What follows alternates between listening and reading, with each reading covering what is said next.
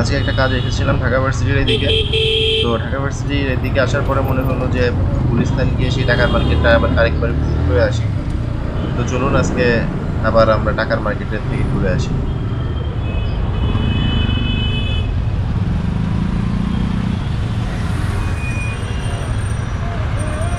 গুলিস্তান আসলে সবচেয়ে যে বড় প্রবলেম যেটা, এই গুলিস্তানের বিচ্ছিরি রকমের জ্যাম। এই জ্যামের জন্য আসলে এদিকে আসতে ইচ্ছা করে না। এছাড়া গুলিস্তান বেশ মজার জায়গা। এখানে যত জিনিসপত্র পাওয়া যায় ঢাকার, আমার মনে হয় না ঢাকার অন্য কোথাও এত কিছু পাওয়া যায়। যেমন আপনি একই রোডে রিক্সা, বাস, ঘোড়ার গাড়ি সবই গুলিস্তানে পাবেন। এটা ঢাকার এই গুলিস্তান ছাড়া অন্য কোথাও পাওয়া সম্ভব না। তো আমি এখন গুলিস্তানের মাজারের পাশে জ্যামে আটকে আছি। তো এই সামনে যে মাজারটা আছে, এই জ্যামের মধ্যে যদি আপনাদেরকে পারি তবে হাতের ডান পাশে যে মাজারটা আছে এই মাজারটা আপনাদেরকে দেখাবো। এই মাজারে মানুষ লক্ষ লক্ষ টাকা দেয়, ইনফ্যাক্ট টাকার বস্তা জমে যায়, এত টাকা দেয়। আমি এই জিনিসটা বুঝি না যে একটা মৃত মানুষের কবরে টাকা দিয়ে কী লাভ। কারণ মৃত মানুষের তো টাকার কোনো দরকার নেই। দেশে অনেক লোক না খেয়ে থাকে, গরিব মানুষ, টাকার দরকার এদের।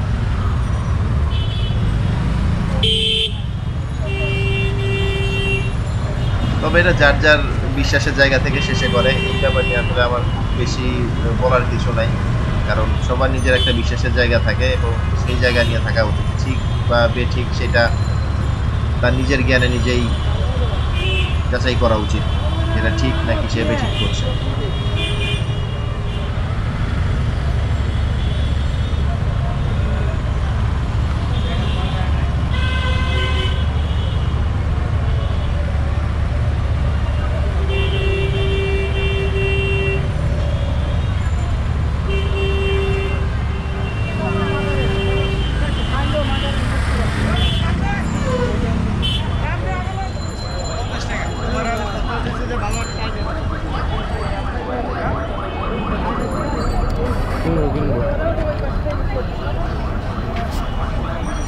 আমি চলে এসেছি সেই টাকার মার্কেটে।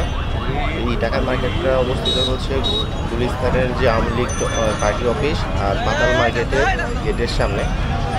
এখানে যারা টাকার বিজনেস করে এরা মূলত পুরান টাকার বদলে নতুন টাকাগুলো আপনাকে দিবে।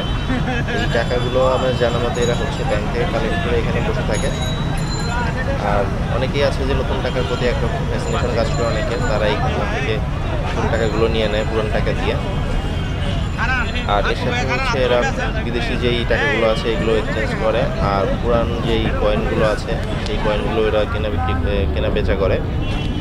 তো এই জায়গাটা আমার কাছে খুবই আশ্চর্য লাগে যে এরকম ওপেন মার্কেটে মানুষ টাকা বিক্রি করছে, মানুষ টাকা কিনছে। টাকাও যে একটা কেনা বেচার জিনিস হইতে পারে, এখানে না আসলে আসলে বোঝা সম্ভব না।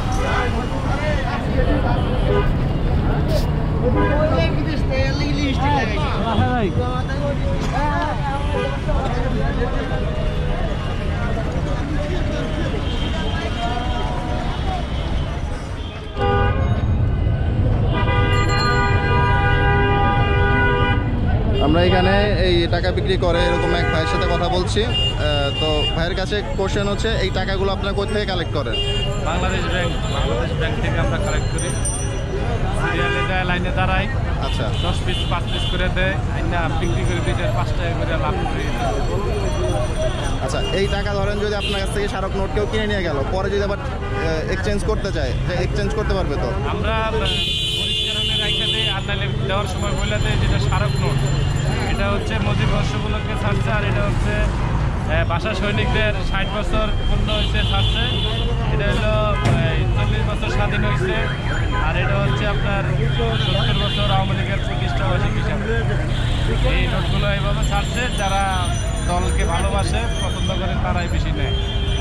আচ্ছা, অনেকে তো ব্যাংকে যাওয়া সম্ভব না 2 পিস নোটের লেগা, হয়তো সময়ের অভাবে 5 টাকা বেশি দিল, আমরা কষ্ট করে আনলাম। এই আর এই যে নর্মাল যে নোটগুলো, এইগুলোর ব্যাপারটা কি? এগুলো হয়তো বান্ডিলে 5 টাকা লাভ করি, 20 টাকা কিনা থাকলে 25 টাকা বিক্রি করি। এই হিসাবে 5 টাকা, সর্বোচ্চ 10 টাকা লাভ করি। মানে ছেঁড়া ফাটা নোট আপনারা চেঞ্জ ছিঁড়া করেন? ফাটা হয় শতকরা 10 টাকা রাখি। আচ্ছা,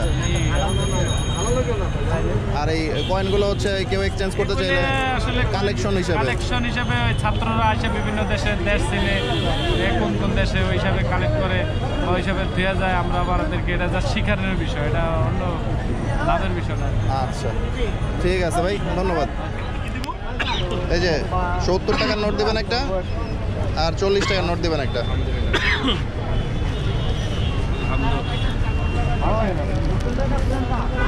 তাহলে কয় টাকা হইলো? 110 আপনার কয় টাকা দিতে হবে? ধরেন, আমি টাকা বের করি।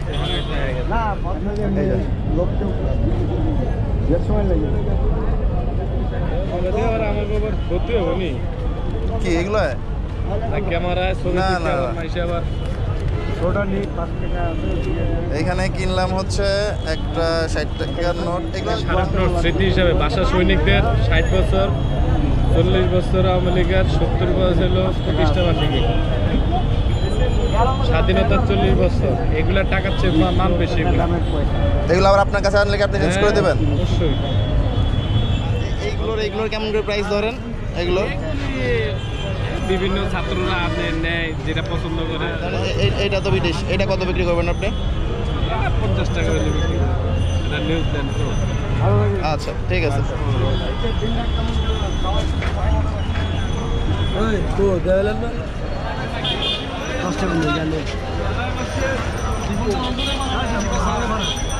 আসছে